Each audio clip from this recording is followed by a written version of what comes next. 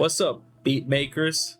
Here's a couple things you should be watching out for when you buy an MPC 2000 XL. There's a couple things you should be looking for when you buy an MPC. First of all, these are old machines. These are very old machines. If you had one for more than 20 years, you probably used it a lot. Or on the other case, like mine, it could be in a box for 20 years. A lot of people have them in boxes. They can get pretty rusty. They can get really pretty rusty. So when you see a photo in marketplace, if you're buying it locally or in a store, make sure you're looking out for rust, because it might not come up in the picture a lot, or you might think it's like dirt, but it's actually rust. These cases are metal and they rust. If you have the opportunity to go out and pick up your MPC 2000 XL from a local person or a store, make sure you test the following. First of all, you probably should look at the screen. If your screen is damaged like that, try to make the price lower, because you will have to switch everything out. The good thing about the MPC 2000 XL is that you can easily repair it yourself without the need of anyone else. You gotta check all the buttons over here. How do you do that? Well, the fastest way to do that is to hit Shift Program, and you're gonna see, I'm gonna put it on the screen when I edit it, but you're gonna see a little bit of a couple tabs up there. And then if you hit a button, it would trigger a menu. So make sure you check all the buttons. Also, you should go to every sub menu.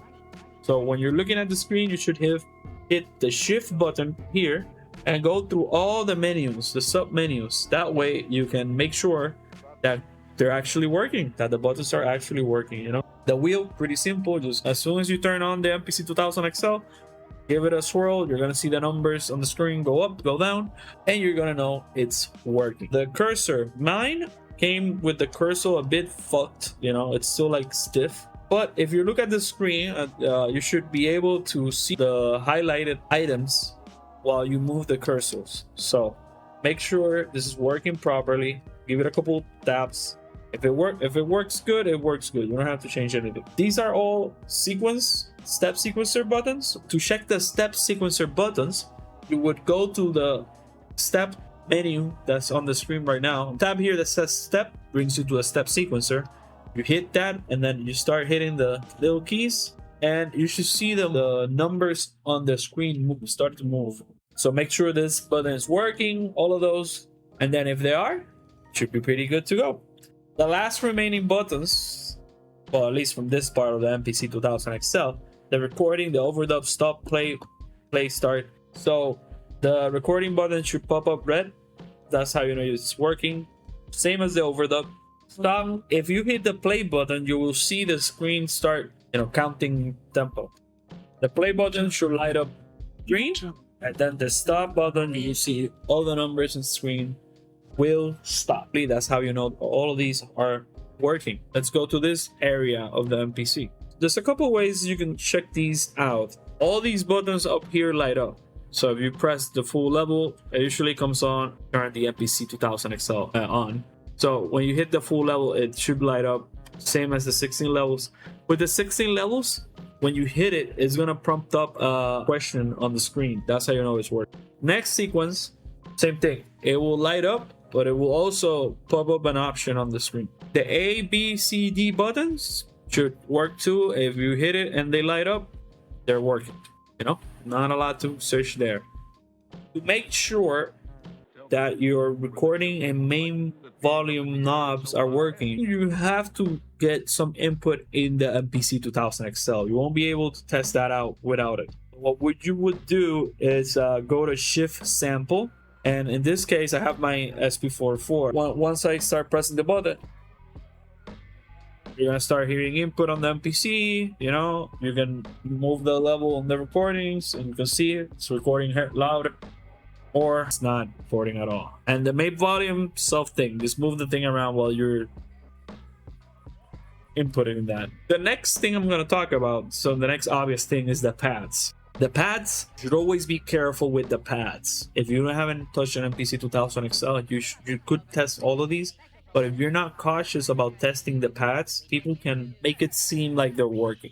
Because right now, I can make it seem, if you come to my house and I'll show you if I show you the MPC 2000 XL, they're probably gonna be excited, so excited to see it, they're not gonna think about it too much. You know, you're gonna see me playing, you know, it's working great, but I at no point I touched. You're gonna say, oh shit, it's working great. These are broken. These are broken. These are broken. But if you go in person to check the MPC 2000 XL and you don't actually look at the menu at the screen, you would never know they're broken until you needed them. So you actually like needed to make a beat and you needed the pads, and then you're gonna figure out, oh fuck, the pads are broken. So how do you check if a pad is working? Okay, you press shift program, you go to drum 1. On drum 1 is gonna show you the program where you set up the programs and you set up your chops for the programs, right? It should change each time you touch a pad. So in my case, it goes all the way from 1 to 12.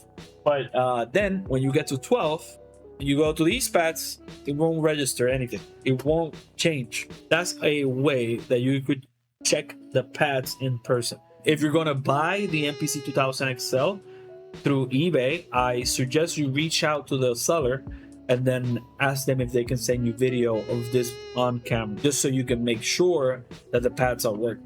If the pads or the buttons are broken, depending on which one, it's gonna be a bit more difficult to fix. These buttons over here, these ones require soldering, you know, basic, but still you gotta do that. If you're not too careful, you can fuck it up, but it should be pretty straightforward. Fix the pads, you would need to buy a new sensor. It could be a little bit of a pain in the ass, but you could do it by yourself. You don't need to actually send it to someone to get it fixed. You can fix it by yourself. I haven't fixed it because I don't have money. I'm not monetized. Subscribe and I can buy the new pads. You guys subscribe right now.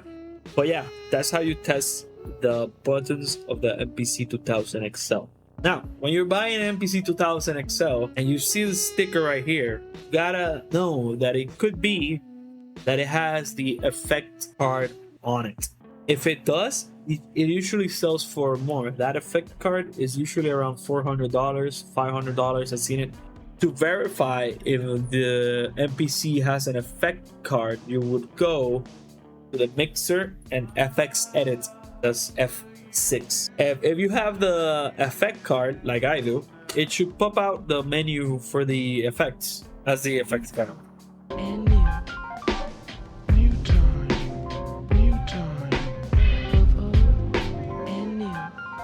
That's how you check for the effect card on the MPC 2000 XL. Mind you, if it has an effect card and the seller didn't know, he is probably gonna bump up that price.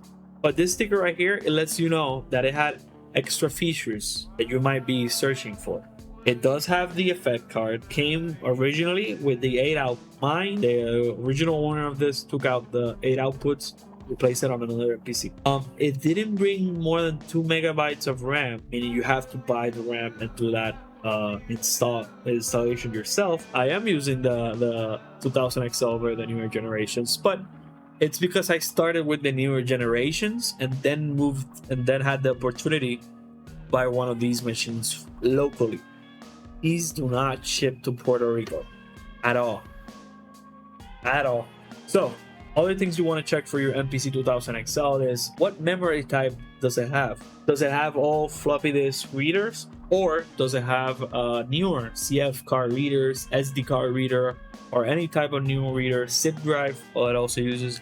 And based on that, you gotta make accommodations on what type of solutions you want to do. That might run you another $200 for readers. You can find it for cheaper on eBay too, but you know, be careful with that. You should ask as many questions as you actually want to ask the seller, because if they're not clear on what's working and what's not, you can get on an expensive machine. It's easy to fix, but it's very expensive.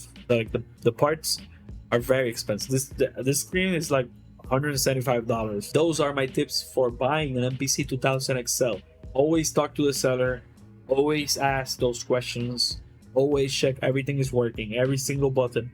I will be here to answer any questions you have with the MPC 2000 XL. You can make them on the comments below. Hit that like button, subscribe for more MPC 2000 XL content.